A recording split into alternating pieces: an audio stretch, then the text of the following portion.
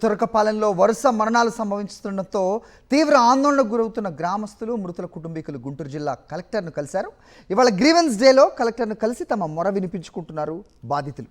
తురకపాలెంలో వరుస మరణాలకు కారణాలు తెలపాలని కలెక్టర్కు విన్నవించారు. ప్రతిపాడు వైఎస్ఆర్సీపీ సమన్వయకర్త బాలసాని కిరణ్ ఆధ్వర్యంలో కలెక్టర్కు వినతి పత్రం అందజేశారు బాధితులు. తురకపాలెంలో వరుస మరణాల బారిన పడ్డ వారి కుటుంబాలను ప్రభుత్వం ఆదుకోవాలని, ఆర్థిక సాయం అందించాలని వైఎస్ఆర్సీపీ నేత బాలసాని కిరణ్ డిమాండ్ చేశారు.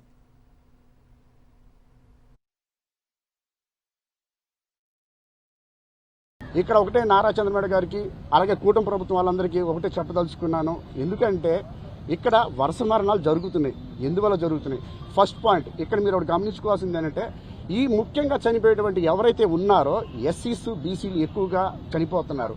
అది ఎందుకు వల్ల ఏంటన్న పాయింట్ మీరు అబ్జర్వ్ చేసినట్లయితే ఓన్లీ బికాస్ ఆఫ్ వాటర్, అంటే ప్రాపర్ డ్రింకింగ్ వాటర్ కానీ ఏ వాటర్ కూడాను వాళ్ళకి సరిగ్గా అందట్లేదు. ఈ విషయం కూడాను 5 నెలల క్రితం మేము ఇచ్చినటువంటి రిప్రజెంటేషన్లో మేము చెప్పడం జరిగింది. కానీ అది కూడా పట్టించుకున్న వాళ్ళు దాఖలాలే లేవు.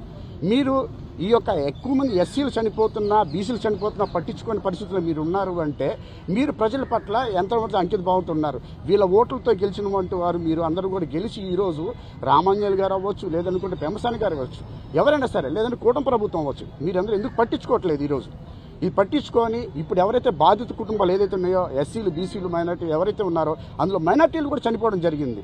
వీళ్ళందరికీ కూడాను న్యాయం చేయాలని as early as possible, whatever the problem may be, as early possible ఇది షార్ట్ అవుట్ చేయాలని చెప్పి ఇక్కడున్నటువంటి తురకపాలెం ప్రజలందరికీ కూడా ధైర్యాన్ని ఇవ్వాలని చెప్పి కోరుకుంటూ, అలాగే ఎవరైతే చనిపోయిన బాధితులు ఉన్నారో దగ్గర నియర్లీ 30 మెంబర్స్ వరకు బాధితులు ఎవరైతే ఉన్నారో వీళ్ళందరికీ కూడాను ఆర్థిక పరంగా కాంపెన్సేషన్ చెల్లించాలని చెప్పి మేము డిమాండ్ చేస్తూ తెలియజేసుకున్నాం.